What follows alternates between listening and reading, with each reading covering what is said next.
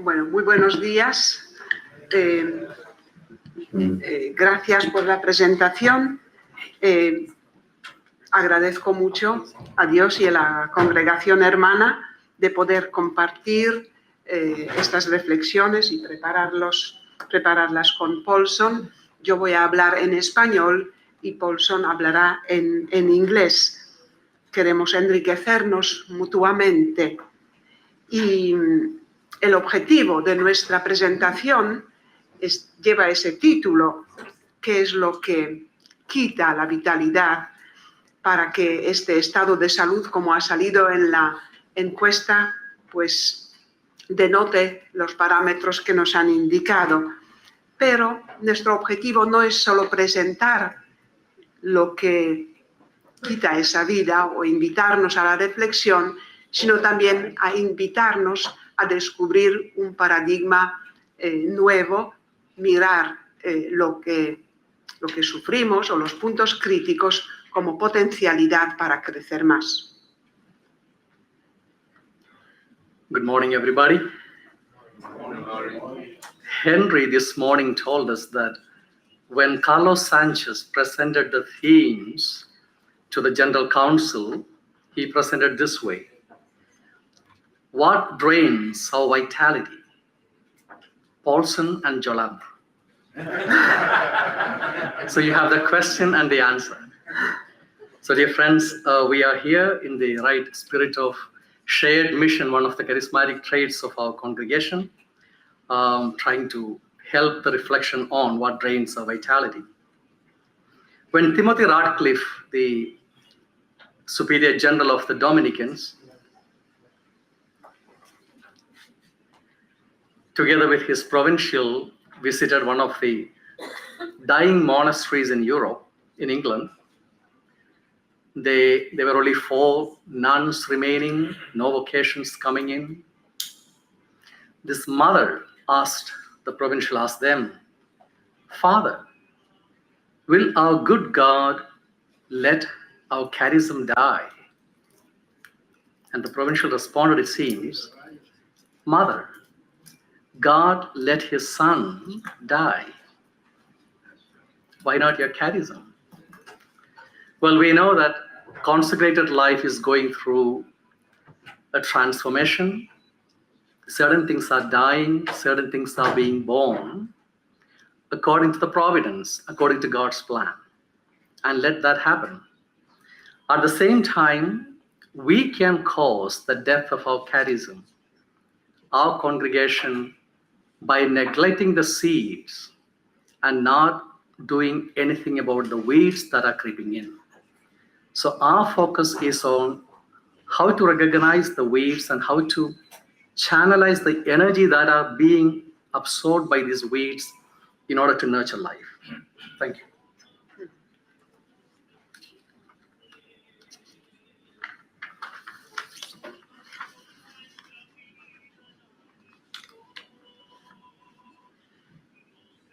Quiero quitar esa música.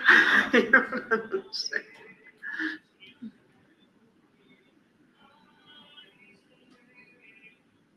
Okay. All right.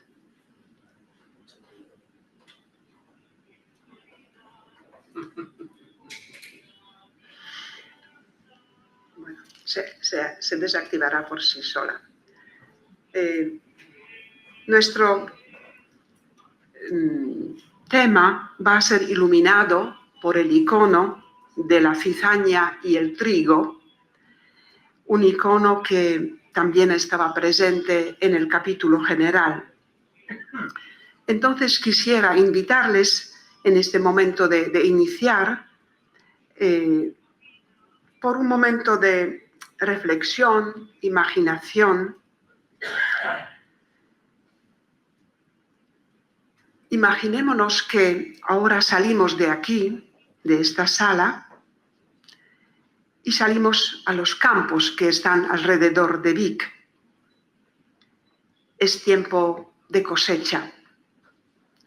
Algunos campos ya han sido recogidos, otros aún esperan.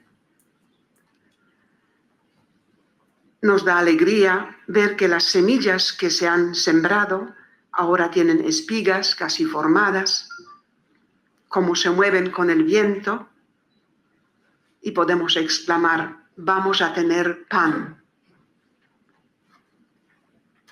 Pero cuando nos acercamos al campo, descubrimos que este hermoso campo, movido por la danza del viento, tiene muchas malas hierbas, tiene cizaña. Entonces nos entra el miedo. ¿El trigo sobrevivirá? ¿Habrá verdadera cosecha? ¿Vamos a tener pan realmente? Vamos a mirarlo con un video.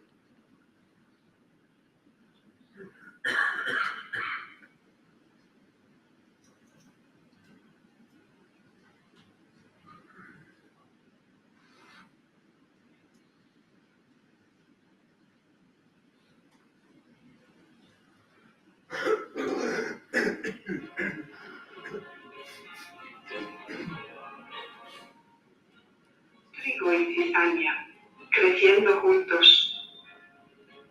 ¿Qué sabiduría esconde la recomendación de Jesús de dejarlos crecer juntos?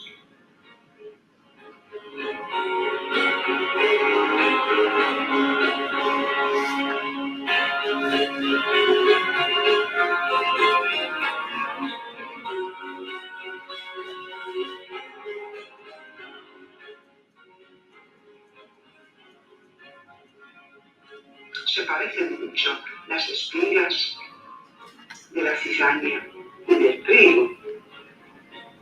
Arrancar la cizaña y perder el trigo.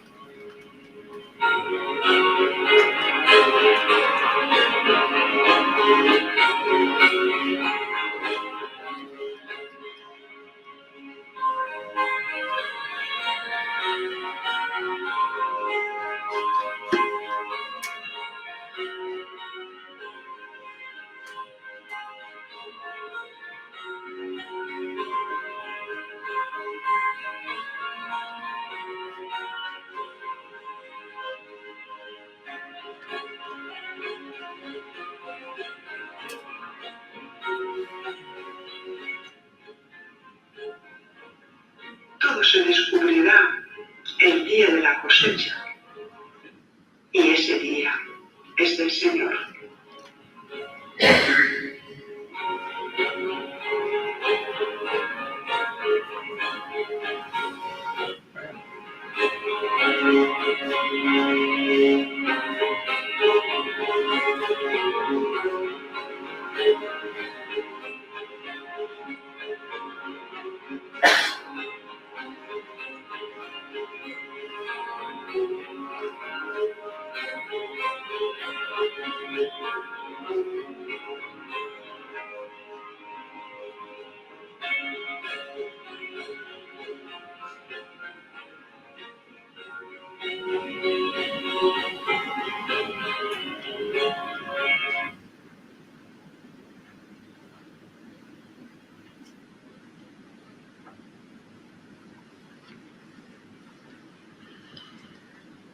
Somos la tierra, Señor, y en esta tierra siembras tu palabra. Somos una tierra frágil, llena de malezas y plantas silvestres. Nos llamas a dar fruto, pero nos enseñas a cuidar el campo, cultivando y disfrutando juntos de la cosecha.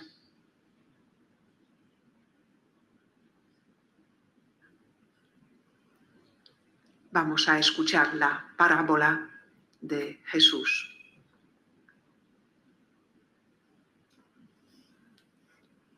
El reino de los cielos es semejante a un hombre que sembró buena semilla en su campo, pero mientras dormían los hombres, vino su enemigo y sembró cizaña entre el trigo y se fue. Y cuando salió la hierba y dio fruto, entonces apareció también la cizaña. Vinieron entonces los siervos del padre de la familia y le dijeron: Señor, ¿sembraste tú una semilla buena? ¿de dónde viene la cizaña? ¿Quieres, pues, que vayamos y la arranquemos? Jesús les dijo, no sea que al arrancar la cizaña arrancaréis también con ella el trigo. Dejad crecer juntamente lo uno y lo otro hasta la siega.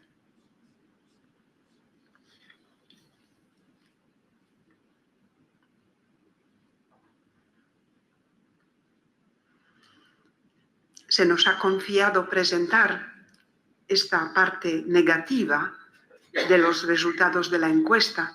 No queremos ser profetas de malas noticias ni tampoco de lamentaciones, pero tampoco queremos hacer un análisis de lo que ha surgido.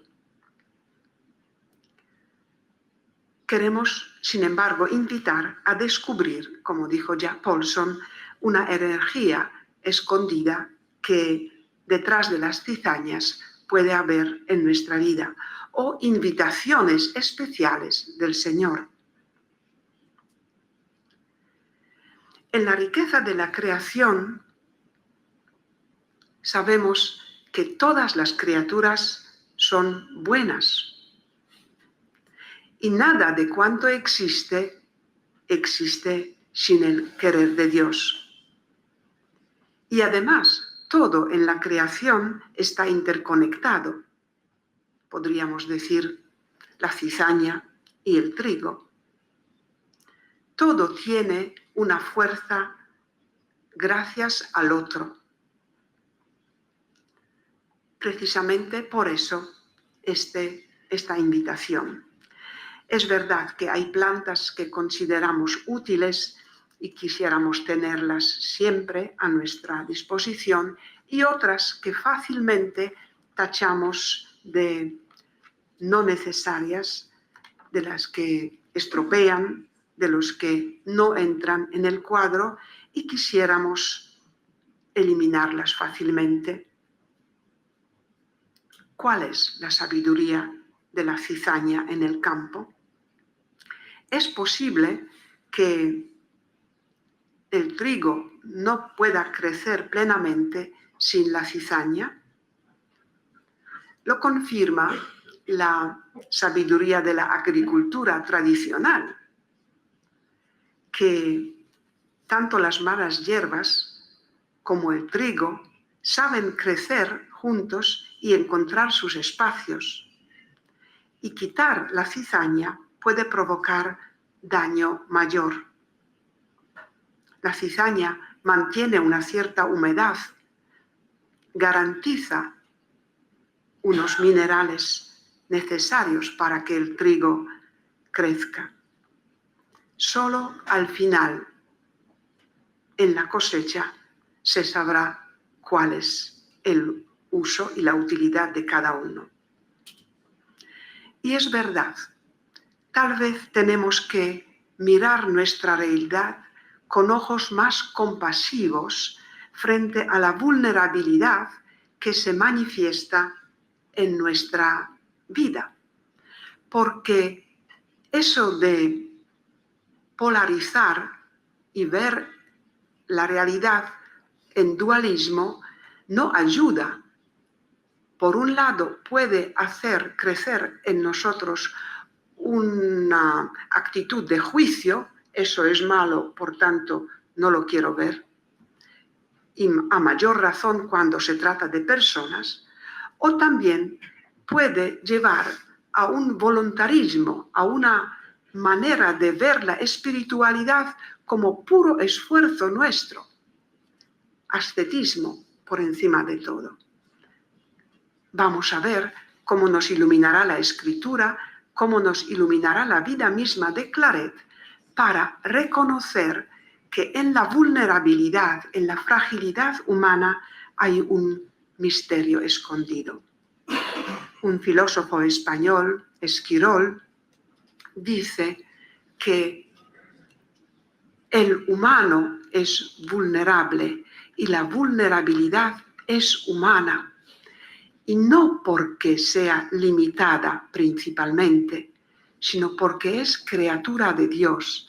Por tanto, tiene inscrito en su código de criatura este espacio que si no lo llena de Dios, si no se abre a Dios, seguirá siempre solo vulnerable.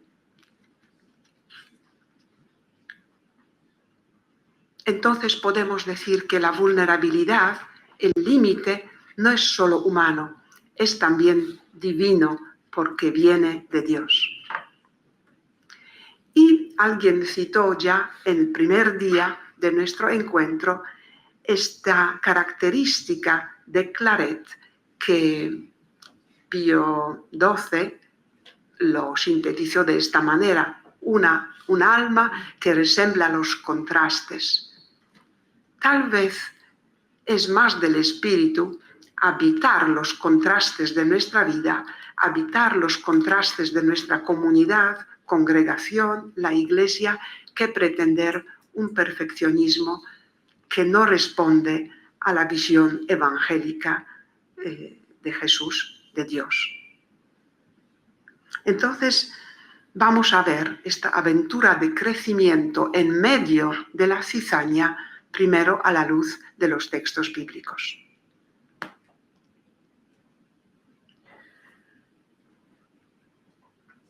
One of the things we are trying to underline here is a need to capture the energy that is being invested in the weeds. Not to think in terms of dichotomies, good or bad, but then to harvest the energies that are being spent in the weeds. And we have some examples in the Bible. We have many examples because none of the biblical characters is purely seed. They're all mixture of weed and seed. We'd like to present to you for your reflection 3 characters plus one more. That is Prophet Elijah, Prophet Jonah, and Saint Peter. Now we know from the first book of Kings that Elijah just breaks into the scene in 1 Kings chapter 17 without having a vocation. God didn't call him, but he was a man full of zeal. He characterizes himself as somebody burning with a zeal for God. It's very interesting that Claret in the autobiography numbers 376 to 379 speaks about zeal that is not constructive. In fact, Claret calls it bitter zeal. Those apostles with bitter zeal can do great damage for the kingdom. He says there's a kind of zeal that is masqueraded, the lack of meekness that is masqueraded as apostolic zeal, which is dangerous. And we in a way see that in Elijah. Every prophet begins his prophecy by saying, the word of the Lord came to me saying. It is the word of the Lord that takes primary place. But for Elijah, it is he himself, his own very self. God didn't ask him to pronounce a drought. He did. Until I say there wouldn't be any rain. And later, after some years or some months, God tells him, go and tell Ahab, I'm going to send rain. But then Elijah goes and proclaims a contest on Mount Carmel. God didn't ask him to do.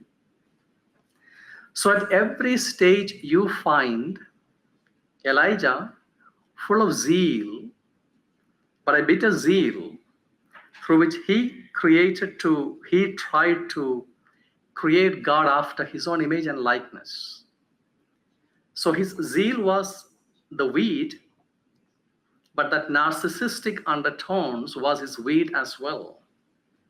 We also find him very disrespectful towards his enemies, making fun of him. In a way, he might have been overcompensating for the feelings of inferiority that he had by creating God after his own image and likeness.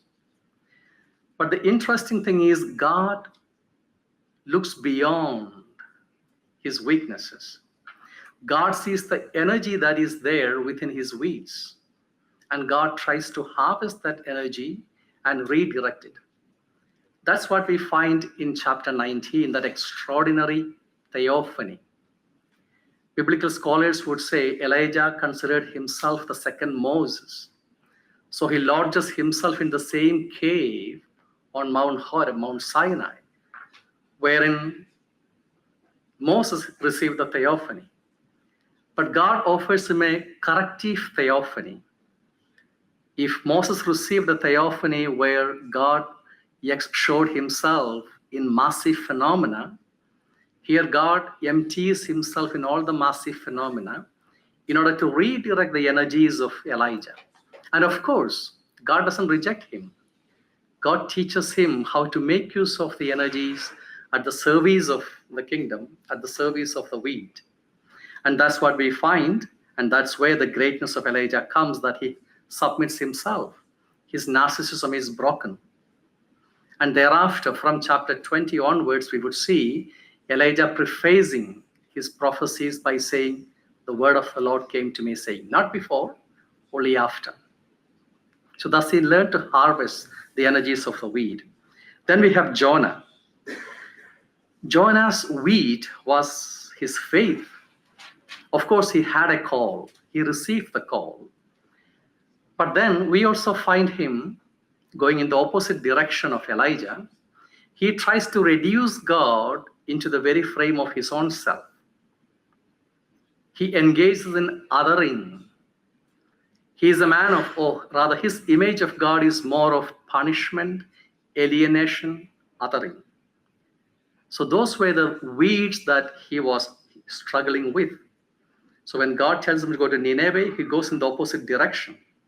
He wanted to be right. He wanted to be proved right in his passion. So Ninevites not being punished would be he being wrong in his prophecy.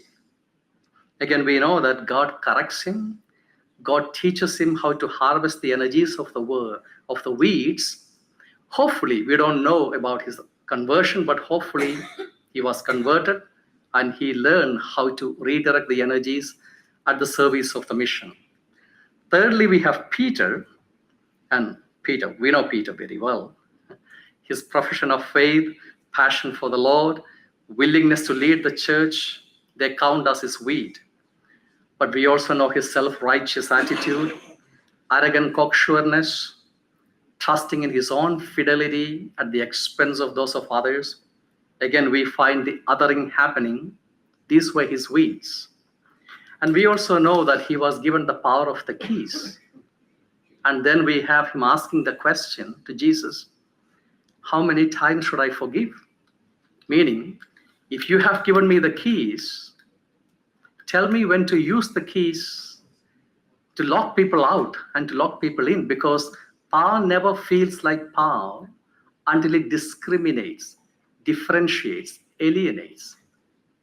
But Jesus teaches him a different meaning of the key. He tells Peter, I have given you the keys so that you can leave the doors of my church open, not closed. Like Pope Francis said when he visited the cathedral in Boston, looking at the walls, he said, beautiful cathedral, but we need to bring these walls down to let people in. So as you see, we have wheat and the weeds getting mixed up in our discipleship.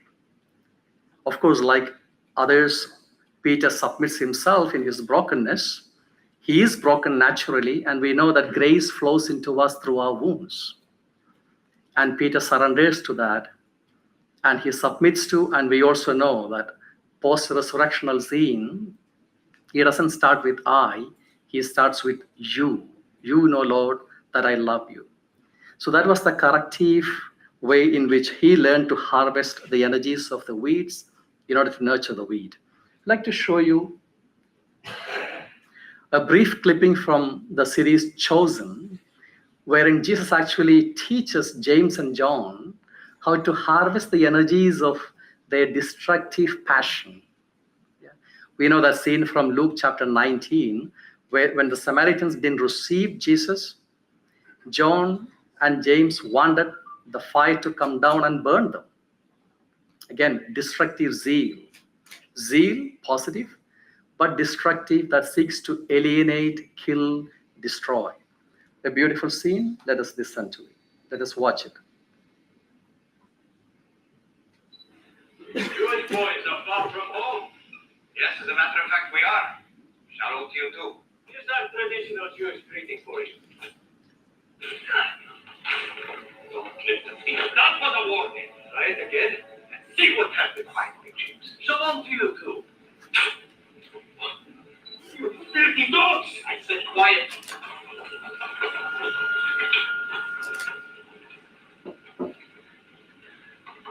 Let us do something. What would that achieve? Defending your honor. They revile and humiliate me. They deserve to have balls of lightning rain up and incinerate them. Yes, fire from the heavens. Fire. You said we could do things like that. Say the word and it will happen. Why not? We knew we couldn't trust these people. We shouldn't have come here in the first place. They don't deserve you. Why do you think I had you work Mannixfield? What was I trying to teach you? To help. You think it was just to be more helpful? Or to be better farmers? It was to show you that what we're doing here will last for generations. What I told Fatima at the well, and what she then told so many others, it's sowing seeds that will have a lasting impact for lifetimes. Can you not see what's happening here? These people that you hate so much are believing in me without even seeing miracles. It's the message, the truth that we're giving them. And you're going to get in the way of that because a few people from a region you don't like were mean to you. That they're not worthy, but you're so much better. You're more worthy? Well, let me tell you something. You're not. That's the whole point. It's why I'm here.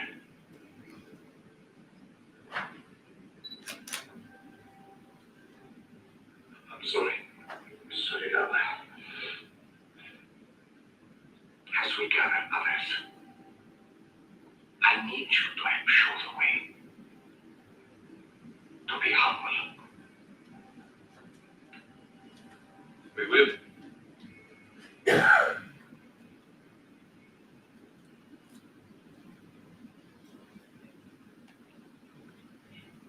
You wanted to use the power of God to bring down fire to burn these people up. Well, it sounds a lot worse when you say it that way.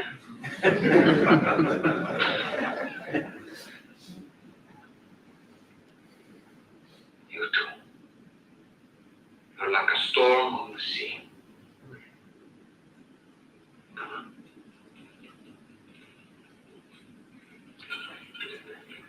Thunder exploding out of your chests at every turn.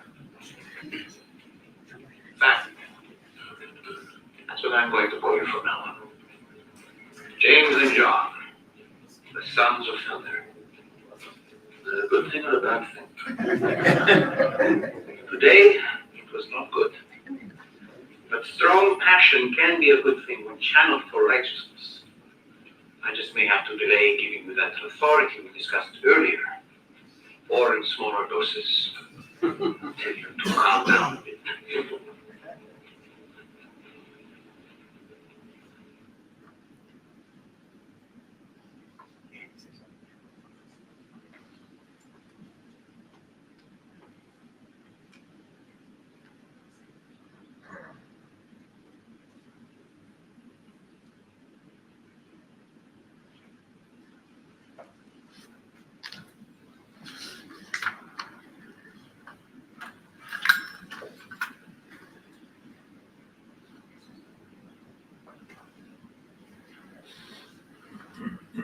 Come on.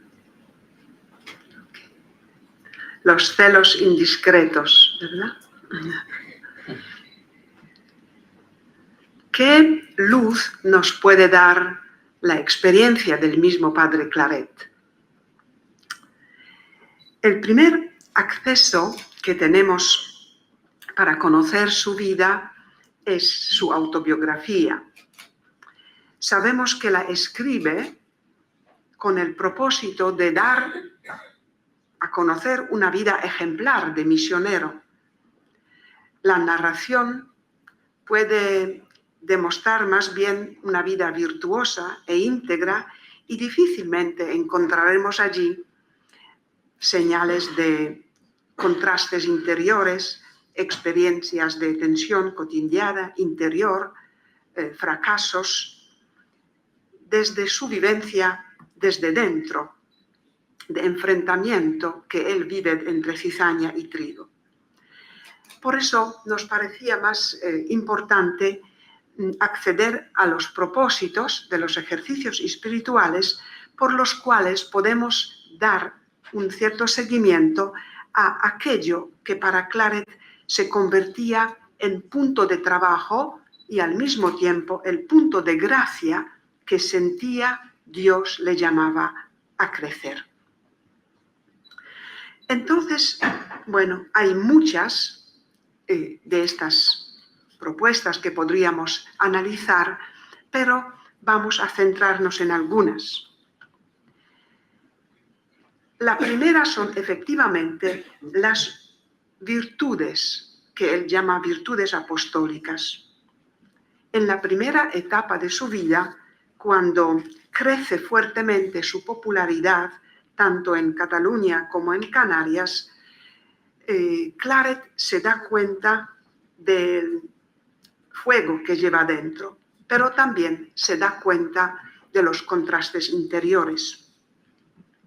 Por eso, la insistencia en la humildad en esta primera etapa de su vida puede darnos a entender que tenía dificultad.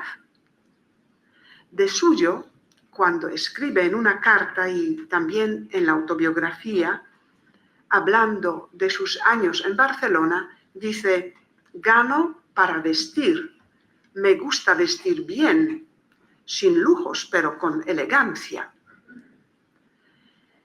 Sus propósitos están, por tanto, alineados con esa tendencia a la apariencia.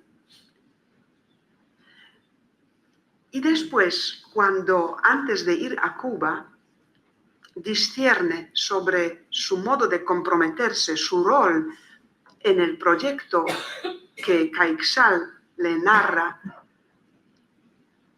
un proyecto que María Antonia París quiere compartir con él, él responde: necesito rezar más, necesito encomendar más a Dios porque no quiero comprometer ni mi nombre ni mi honor. ¿Era algo tan importante para Claret su nombre y su honor? El padre Claret pone la humildad como uno de los caracteres esenciales para la vida del misionero. ¿Qué significa la humildad? Sino andar en la verdad de uno mismo, como decía Santa Teresa, reconociendo las tendencias que destruyen, que obstaculizan. Pero Claret más tarde descubre que para conducir a las personas, para cuidar a las personas, sobre todo a partir de su encomienda pastoral como arzobispo de Cuba, que hay que ir más allá de esta virtud de humildad y empieza a practicar la mansedumbre. La mansedumbre que habla más de la dimensión relacional. Es desde la mansedumbre que Claret va a intentar acercarse a las personas en esta diócesis que reconocerá como una diócesis herida por abandono, por la falta de formación del clero, por la miseria y por el bajo nivel de la vida cristiana en las comunidades parroquiales, en las misiones. Allí vamos a conocer su diversa batalla interior, la batalla que le llevará todos los años que estará en Cuba. La batalla sobre la renuncia a ser el pastor de la diócesis. Sabemos que cuando Claret llega a Cuba, su corazón arde porque siente que la sociedad muere por el hambre de la palabra de Dios. Lo dice así en su autobiografía. Con tal convicción comienza a formar el clero, comienza a visitar su diócesis con ardor y celo. Pero, al mismo tiempo, algo pasa en este entorno para que nada más llegar a Cuba se proponga como propósito paciencia, silencio, espera, oración, tener temor de Dios. ¿Será que tal vez se sienta presionado y movido a reaccionar impulsivamente, el celo indiscreto? Nada más después de un año de llevar en Cuba, dice: resuelvo no confiar en las autoridades. Nunca me turbaré ni hablaré con ira. Y entonces los años que lleva en Cuba, los propósitos de los ejercicios cada año varían. Un año dice: pediré la renuncia, al año siguiente no pediré la renuncia. Pediré la renuncia, no pediré la renuncia. Bueno, es una simplificación muy grande lo que estoy diciendo y pido perdón, pero para decir que realmente el gobierno de la diócesis para Claret era una tarea difícil. Tal vez no se sentía llamado a este ministerio. Con mucho gusto se dedicaría solo a la formación del clero, a la visita pastoral, a la catequesis y al servicio de los pobres que estaban siempre en su corazón. Pero más allá de esta tensión hay un elemento fundamental que va a convertirse en el timón cada vez más fuerte de la vida de Claret, que es buscar, discerniendo ardientemente la voluntad de Dios, la obediencia a Él. Por esto, siendo un hombre tan activo, es un hombre, espero, ¿por qué no se oye? ¿Será la batería ahora? Ok. Siendo un hombre tan activo, lleva a sus entrañas en la oración la pregunta fundamental: ¿lo que estoy haciendo es voluntad de Dios?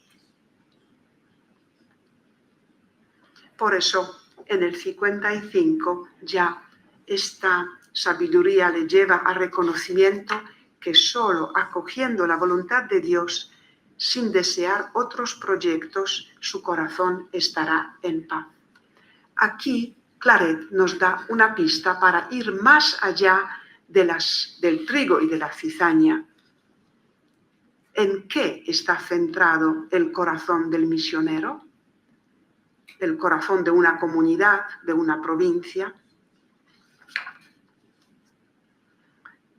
Cuando empieza su ministerio en Madrid, a partir de la encomienda de la misión de ser confesor de la reina, allí los propósitos hablan de nuevos matices de esta lucha interior, las resistencias internas y la entrega a la voluntad de Dios. Podríamos decir que las resistencias de Claret son, por un lado, reflejo de su carácter, de su temperamento, que tiene sus contrastes, pero también son la traza por la cual Dios le va conduciendo, ¿no? Donde la resistencia, mayor gracia, dice San Ignacio, ¿verdad? Entonces, en la resistencia, en su dificultad, está la mayor gracia. Y yo también me atrevo a decir que lo mismo pasa en la resistencia que Claret siente en acoger su participación en la fundación de nuestra congregación, donde al principio se manifiesta su grande resistencia, luego fructificará una relación profunda con María Antonia París y, por supuesto, la existencia de la congregación. Entonces, lo que son honores, búsqueda de relevancia, el prestigio, van a ir poco a poco, no desapareciendo, porque no sería humano, sino dando cada vez mayor espacio a la obra de Jesús en su vida, a quien propone parecerse. No es la mortificación, ya lo hemos visto en el día en que hablábamos del misticismo de Claret, el camino de erradicar las cizañas. Es cada vez más íntima comunión con Dios, cada vez más íntima configuración con Jesús.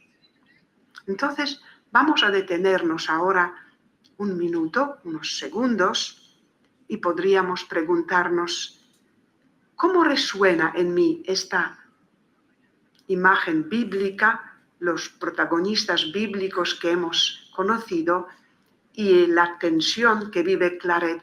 ¿Qué nos dice sobre la realidad que vivimos tan contrastante entre trigo y cizaña en nuestra congregación, en nuestra familia? Vamos a tener 3 minutitos de conversación con el hermano al lado para decir, ¿qué me dice? ¿Qué resuena en mí hasta ahora estas imágenes bíblicas de Claret? 3 minutitos de pequeño cuchicheo, como dicen.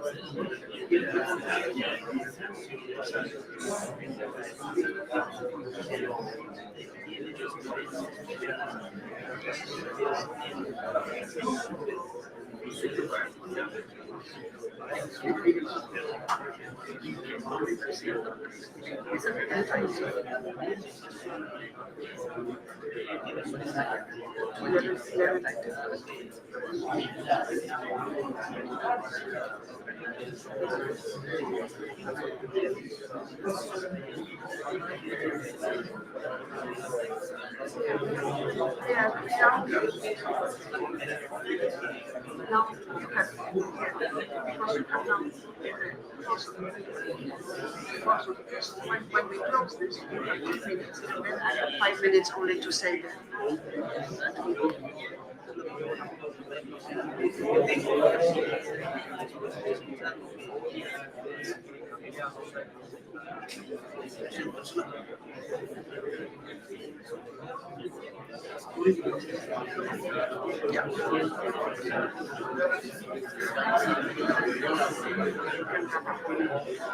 Is it time to wrap up?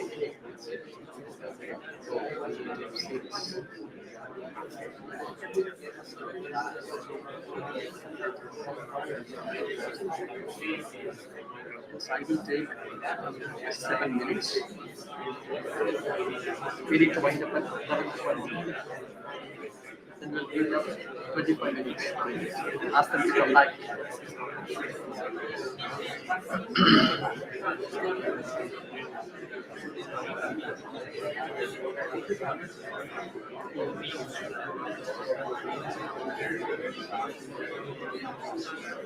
Is it on?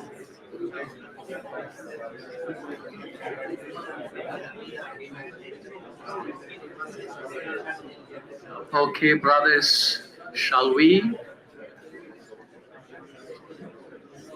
Perhaps you can continue the conversations during the break. Continue to reflect on the seeds and the weeds and how to integrate. In the East, we have a saying, do not resist the enemy. Go slow with the enemy. Because the enemy is not to be hated, but to be understood.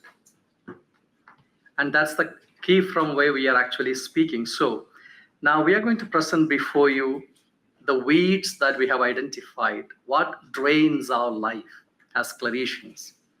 Now we have gathered this, we have redacted this from 5 sources. The primary source, of course, the congregation-wide survey, the summary of which was presented here. The second source, the discovery phase of the last general chapter, the Querida Congregación document. Then Pope Francis' Magisterium through Evangelii Gaudium. Then the 15 illnesses of the pastoral leadership that Pope Francis identified, and then some of his recent discourses given to the consecrated. So from these 5 sources, we have redacted 14 weeds that we need to reflect about. Not to throw them out, to kill them off, but to reharvest and redirect their energies in order to serve the wheat.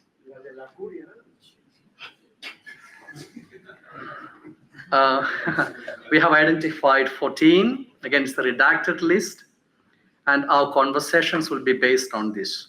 And these are self-explanatory. We'll just go through this, and you will have the list immediately after. Or rather, I can send the list right now. Yes. First, spiritual inertia and asphyxiation. Laxity in personal and community prayers. Lack of a taste for contemplative spirit. Sort of a nesting syndrome. And we have seen that already, how our prayerful spirit comes down as we age, as we live our consecrated life. And this is a weed we are struggling with. And what energy is being spent in this diversion that we can actually reharvest. Second, lack of regular spiritual accompaniment. The survey showed us 73% of us have some sort of accompaniment, but there are many who do not have, who would like to have. Third, failure to practice personal and communal discernment due to the sense of one's own indispensability, worldly profit, rivalry, functionalism. These are some of the terms that Pope Francis uses that are relevant for us as well. And it's a good thing that in our congregation, we are trying to cultivate a culture of discernment. Can we make it personal and communal habit? Fourth, worldliness, spiritual and material. That involves this tendency to seek one's own glory and personal well-being, individualism, what Pope Francis calls Martha complex, addiction to work, careerism, worldly favors, pride, economic priorities, etc. Also the culture of the provisional, what the Pope calls, difficulties in lifelong fidelity and commitment. Fifth one, growing unfamiliarity with Claretian heritage. I believe this varies from conference to conference. Knowledge of Claret, congregational history, the documents, in a way, lack of sentire cum congregatione. Sixth one, the fading culture of lifelong learning and ongoing formation. This was mentioned on the very first day, I believe. Loss of a culture of reading, self-study, skilling and upskilling. Lack of a personal and collective plan for ongoing formation. Inconsistent accompaniment after initial formation. Petrification and loss of evangelical and prophetic radicalism. Mental and spiritual calcification. Well, then we have missionary acedia, sloth, resistance to the new, being comfortable with the old and the familiar, lack of creativity, etc. Ninth one, weakened fraternal life in community. Not weekend, but weekend, not the fin de semana thing. Poor quality of care for one another. Yesterday we spoke about it, the need to care for. Less time together for leisure or recreation because it feels like a waste of time. You would rather spend it in work. Poor knowledge of one's own community members. Once a clerician told me, and genuinely, my own community member once said, "Paulson, if I die in my room, only after 3 days you will come to know." Because people don't even feel the absence. It happens someplace, right? Culture of gossip, uncharitable comments on others, spreading rumors, character assassination. Inadequate intercultural and intergenerational competence. Our communities are getting more and more intercultural, multicultural. Do we have the skills? Do we care to upgrade ourselves on this? Unwillingness to learn the official languages of the congregation, Spanish and English. Pervasive and sterile pessimism, spirit of negativism, and lack of sense of hope. 13, failure to inspire vocations, actively promoting as well as personally, by the quality of our witness. And finally, deficient exercise of authority for service. Insufficient leadership skills, lack of training for exercising responsibilities as a superior, either authoritarian or laissez-faire leadership. Now, these are the 14 that we have redacted, as I said, based on the 5 sources that we said.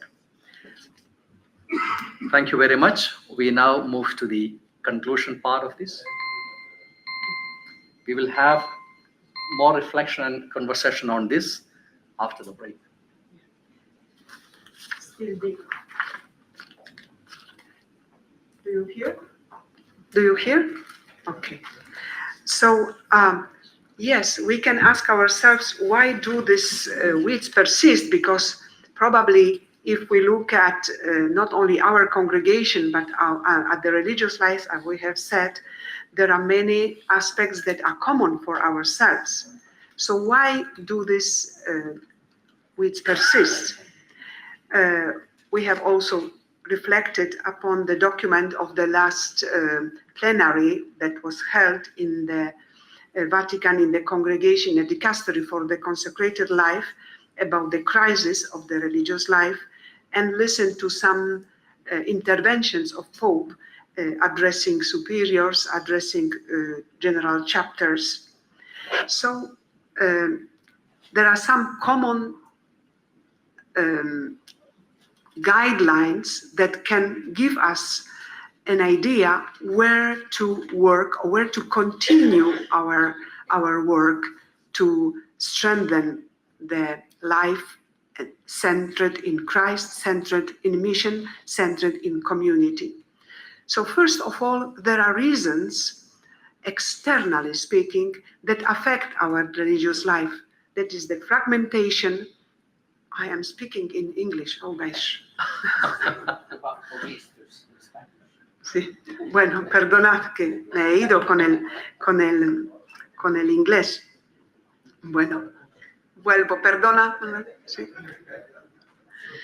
Bueno, pues la fragmentación en la sociedad, una antropología que mira el bienestar del ser humano solo parcialmente realizable o desarrollado en unas áreas de su vida y no integralmente.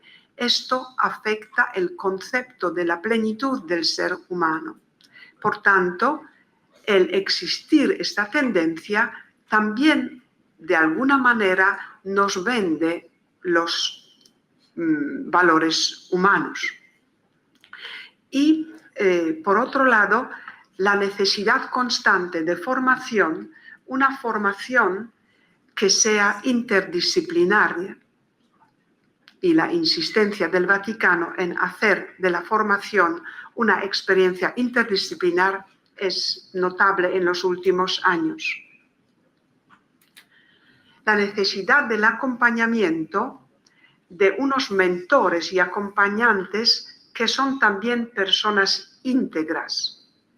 Esto nos pone atención sobre todo en las personas que acompañan los procesos de formación inicial, pero también nos hace preguntarnos sobre la propuesta de formación continua que la provincia, la congregación está ofreciendo. Otro elemento es el discernimiento. Si preguntásemos aquí mismo, no solamente qué es discernimiento, sino cómo lo realizamos, pues tendríamos muchas respuestas diferentes. Entonces, afinar el discernimiento desde una vida interior, desde una vida centrada en la palabra, en la práctica cotidiana de la escucha del Espíritu en la vida, pues es un desafío frente al mundo tan variante. Es verdad que el ejercicio de autoridad es un elemento crucial, clave, en los procesos de integración, de crecimiento, de acompañamiento. Pero también esto se percibió en la encuesta también, qué autoridad le damos al camino con los pobres, cómo nuestra presencia en la iglesia es a partir de los pobres, ¿no? Como dijo Maite, que ella dice que el camino con los pobres no debe ser considerado como un extra, sino simplemente como una dimensión de la vida cristiana, a mayor razón de una vida misionera. La eficacia, ya la mencionó también Paulson, y la vida de fe, porque al final de su vida, Claret tiene un propósito que integra todo y bastaría para dar respuesta a todos los elementos críticos, vulnerables, frágiles de nuestra vida misionera claretiana. Es caminar en la presencia de Dios, o sea, llegar a una familiaridad con Él para vivir desde Él todos los acontecimientos de la vida, para vivir con Él el camino misionero, para vivir con Él el camino con la comunidad y también de un crecimiento personal integral.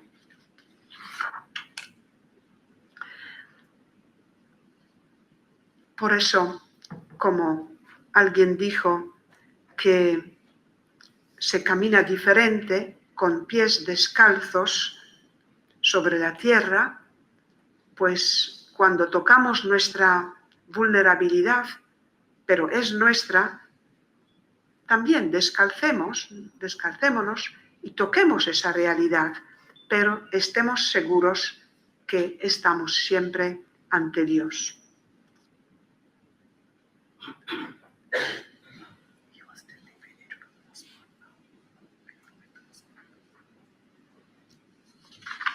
Okay, Friends, we will take 10 more minutes and then you will have enough break, 30 minutes, because we wanted to come back here for the first part of the exercise, but to save time, we will not come back here.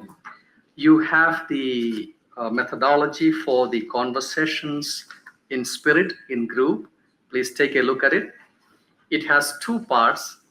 The first part we will do right now here, just 10 minutes, because it's a personal exercise seated in group, because there's an energy when we sit together and do the personal exercise, personal reflection.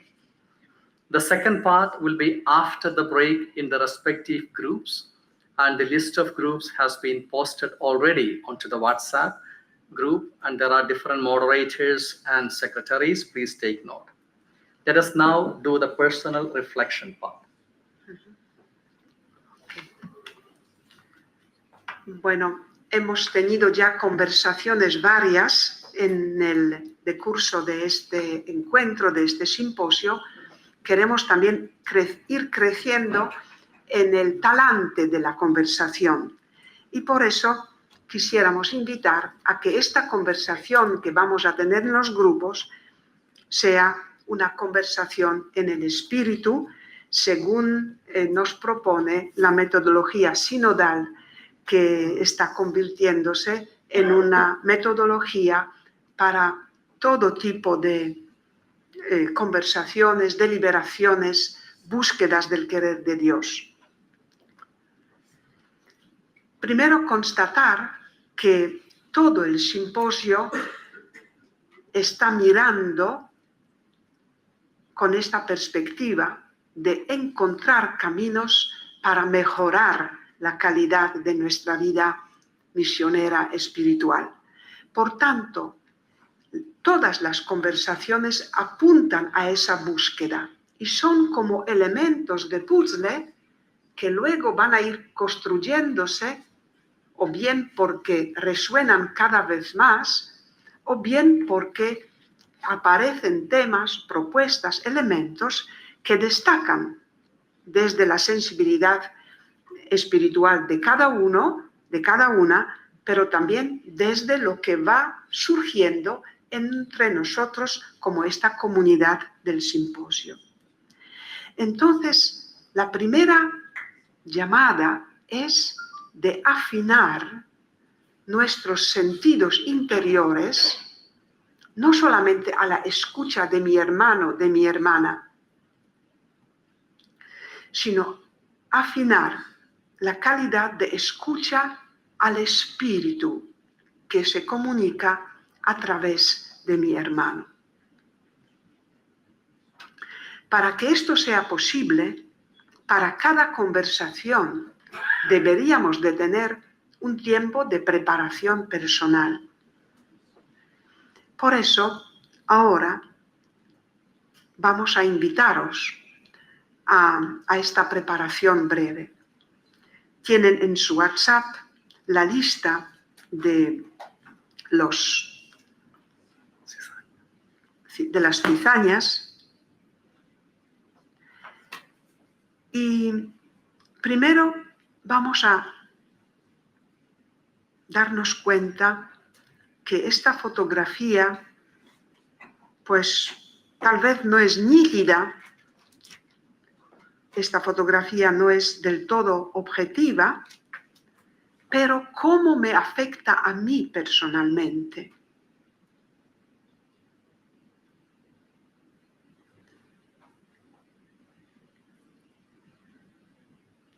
Vamos a detenernos y ir con la mirada deteniéndonos en cada una de las voces de esta lista de 14 elementos y ¿qué surge en mi corazón,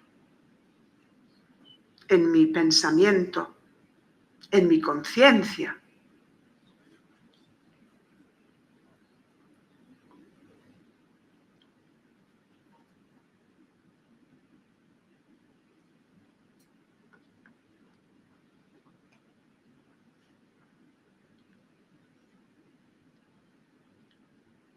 Toma contacto contigo mismo, contigo misma, desde las entrañas, no tanto desde la cabeza, estoy de acuerdo, no estoy de acuerdo, sino ¿dónde estoy yo o mi comunidad?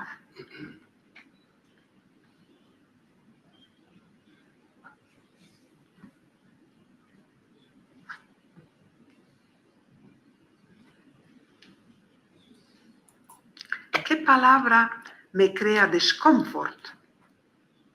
Me molesta como una resistencia.